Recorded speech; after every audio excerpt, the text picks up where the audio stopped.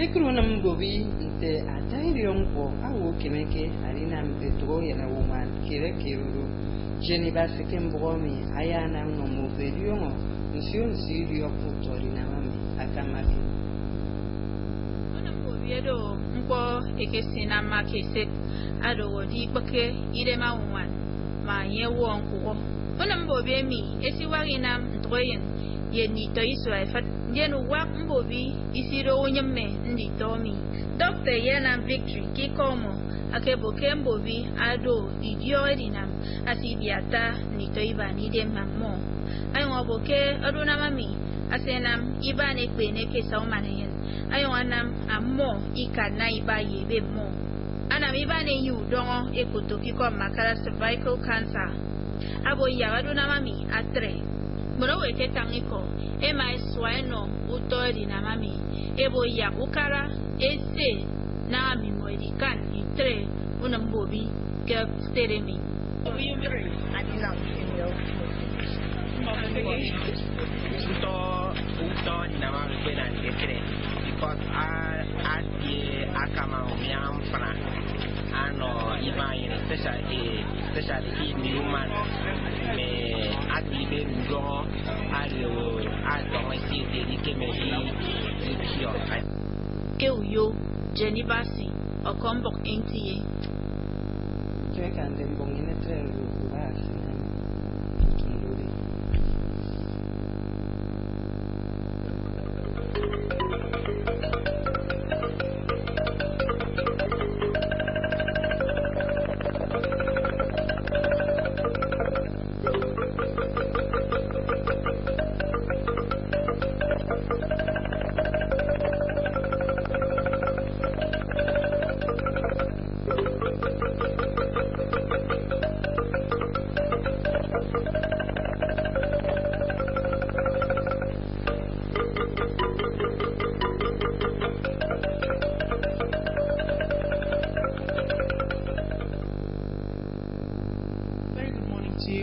Thanks for joining us on AM News. I am Susan Asuko. And now the news. Commercial activities in all offices of the Port Harcourt Electricity Distribution Company in Akwa Ibom State were paralyzed following a nationwide picketing by the Nigerian Labour Congress against the new electricity tariff. Clement Barfi takes it from here. The power sector over the years has remained the most challenging in the country, with Nigerians paying for electricity that they do not consume in many instances. As a way out, the federal government in 2013 sold off the former power holding company of Nigeria to 11 distribution companies. But the DISCOs said to enable them perform optimally, there was need to increase electricity tariff. This therefore led to the signing of a memorandum of understanding between the federal government and the 11 power distribution companies, with a commitment to provide meters for all consumers in 18 months. The 18-month metering deadline is over, with many Nigerians yet to have meters, but there is a 45% tariff increment. This, the Nigerian Labour Congress say, is unacceptable.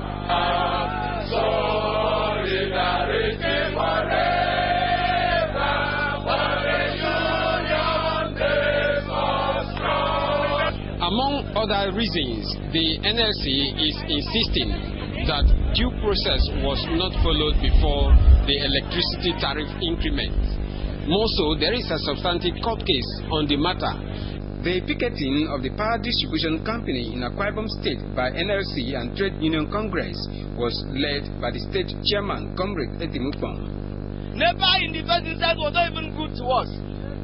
We were managing and paying money without seeing light. And they said they told us they were going to sell NEPA so that we'll be having light. They sold NEPA. The labor centers of this country are saying we totally reject a need in tariff regime. As we are talking, the consumers have taken them to court on this same issue. The case have not been heard. and there's no judgment to give them that authority. The labor groups said the protest rally became necessary after all efforts to make the Nigerian Electricity Regulatory Commission shelve the idea of increase failed. I thank God that labor has not failed Nigerians. We are not very comfortable with the situation. We want the government to look at it critically and see how to reduce the cost. The labor unions thereafter proceeded to Government House Uyo to hand over their demands to the state governor and were received by the Chief Security Officer, Government House Uyo. In Uyo, Clement Barikoin, NTA News. Akwa Ibom State is ready to join the State of the Federation in developing micro, small and medium enterprises to boost the country's economy. Commissioner for Investment, Commerce and Industry, Mr. NTA9th stated this at the official inauguration of the Akwa Ibom State Council of Micro, Small and Medium Enterprises. An urban blaze was at the Civil Service Auditorium, the Johnson County Secretariat's venue of the event, and now reports. Small and medium enterprises are regarded as building blocks of economic development. However, there are a number of factors preventing the sector from thriving as it ought to. Director General, Small Medium Enterprises Development Agency of Nigeria, Alhaji Baturu Masari, represented by the Director of Policy, Mrs. Justina Davis, said it is against this backdrop that the federal government deemed it fit to establish the National Council of Micro, Small and Medium Enterprises to coordinate government and private sector efforts in the development of the country and in turn state councils. Mr. NTA9th said the inauguration of the council is timely and a right step in the right direction. He further stated that the council will assist the state government in actualizing its industrialization goals. There's no economy anywhere in the world that has ever gone anywhere without an organized private sector, without the dreams of the private man being processed, being coordinated, being organized, and being synthesized. I thank the state government for consciously promoting the development of the micro, small and medium enterprises subsector in the state towards job creation, poverty alleviation, and youth employment. Permanent Secretary in the Ministry, Deaconess Afyong Ekpo, added that the Council will encourage different stakeholders to contribute positively in moving the economy forward. There is need to develop the micro, small and medium enterprises alongside large-scale industries while welcoming foreign direct investment in the state. High point was the inauguration of the State Council comprising of Mr. NTA9th, Mr. Sunday Ekpo, Mr. Koidigun Emmanuel, Lucy Ekpenyong, Mr. Andrew Wanta, among others. In Uyo, in Urban Blaze, NTA News. The recent Supreme Court verdict in favor of Governor Dom Emmanuel has been attributed to the fervent prayers of the people within and outside the state. Akwa Ibom State Deputy Governor Mr. Moses Ekpo made the assertion at a Thanksgiving service held at St. John's Pro Cathedral, Abak local government area. Elizabeth Udoka has the report. The people injunction enter his heart with thanksgiving and praises came to bear as the state deputy governor and his family members gathered to appreciate God for his sustenance and for ruling in the affairs of the state.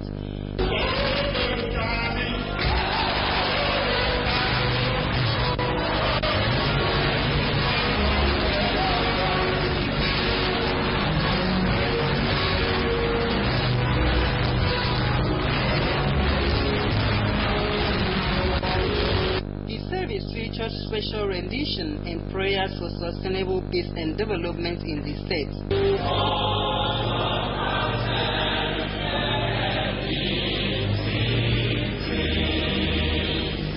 The state deputy governor, Mr. Moses Ekpo, said thanksgiving became necessary considering the numerous blessings of God in his life. While describing Udom Emmanuel's victory at the Supreme Court to the Lord's doing and fervent prayers of the people, Mr. Ekpo called on all to contribute meaningful ideas that will fast-track the growth and development of the state. And he's reaching out to everybody. The question is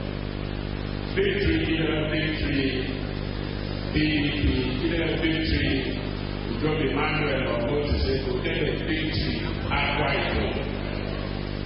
And here I get peace, I get tranquility. The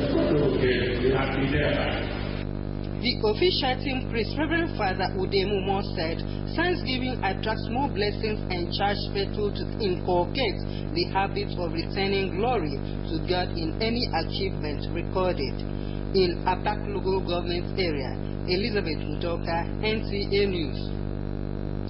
And for more information, visit our website on www.ntachannel12.tv. Like our Facebook on NTA Channel 12 and follow us on Twitter at NTA Channel 12. Female genital mutilation has been described as a violent practice against the girl child.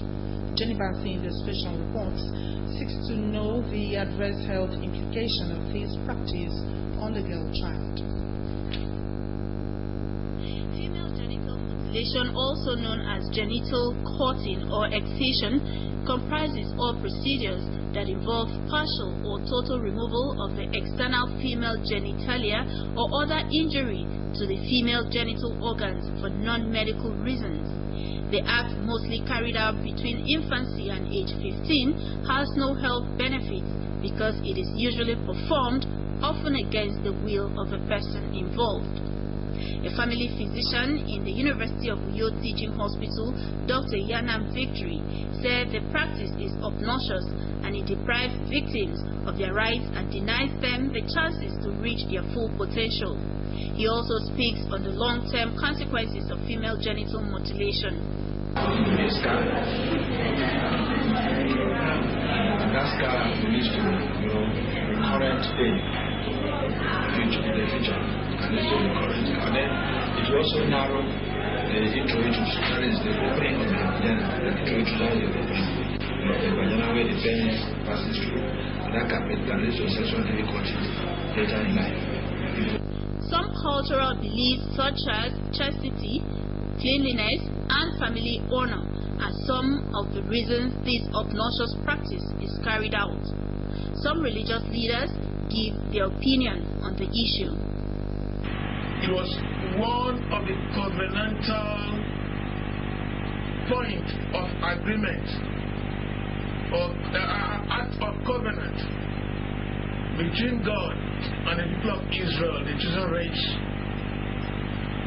And it was particularly about male children, not women. The Bible, we do not have any record that the girl child was passed through circumcision. So there's no any Bible, the Holy Book that clearly pointed out. But in the Hadith, the Holy Prophet Muhammad sallallahu alaihi wasallam was practiced or during his lifetime knew that he discourages it. Respondents who spoke with NTA News described the act as barbaric and a violation of human rights that needs to be eradicated. Now, the people that are doing what kind of killings are they using? Good in keeping, which can be so harmful and contentious. So I feel and I strongly agree that in terms of the health can cause prolonged labor and some birth issues. Meanwhile, the United Nations has set aside February 6th of every year as the International Day of Zero Tolerance to Female Genital Mutilation. In Rio, Jenny Bassey, NTA News. And from our sports desk, Federation's Cup champions Aqua United Football Club of Rio has lifted the 2016 Nigerian Professional Football League Super 4 trophy after they held Ayimba Football Club to a goalless draw to record a total of 9 points in 6 games. John Paul Alumona reports that Ayimba emerged first runners-up with 8 points, followed by Nasarawa United with 8 points, while Warri Wolves came fourth with 7 points.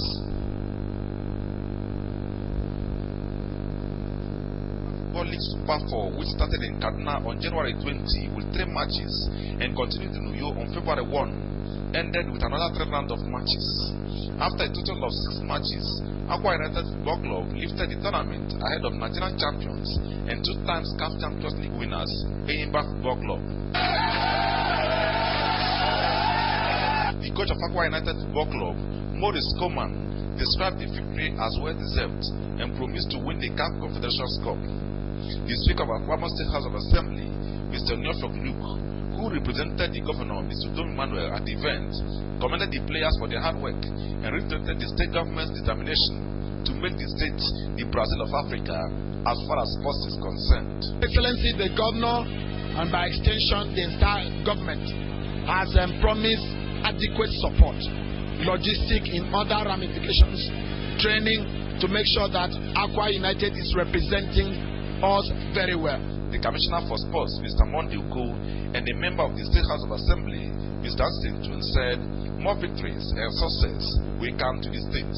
Governor of this state was confirmed as the governor for another 4 years by the Supreme Court. So it is the moment for winning in Akwa Ibom State, and we are going to win more and more. So I want to assure the Akwa Ibom people that with PDP government in the states, that they should expect the best. And I want to use this medium to thank the people for the confidence they have in PDP government, for the tenacity of purpose.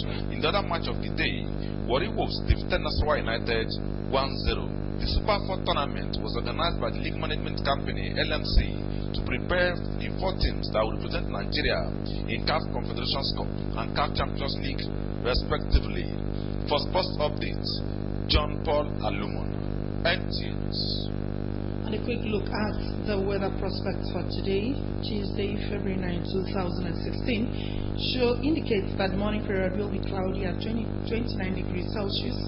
The afternoon period will be sunny at 30 degrees Celsius, and the evening period will be partly cloudy at 29 degrees Celsius. And for our tip of the day, always embrace peace, make peace your watchword, and report suspicious movement in your environment to security agents. That does it on a package on AM News. We thank you so very much for being a part of it. Do join us again at 7 p.m. for